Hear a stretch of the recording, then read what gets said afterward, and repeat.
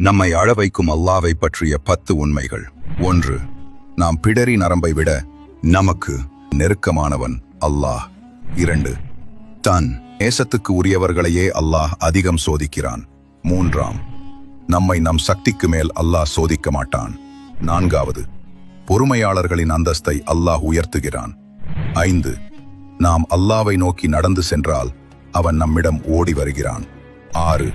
நாம் ஒரு நன்மை செய்தால் அல்லாஹ் நமக்கு 10 மடங்கு கூலி தருகிறான். 7. நம் மீது கிருபை செய்வதை அல்லாஹ் தன் மீது கடமையாக்கி கொண்டான். 8. நாம் அவனை நோக்கி உயர்த்தும் கையை வெறுங்கையாய் திருப்பி அனுப்ப அல்லாஹ் வெட்கப்படுகிறான். 9.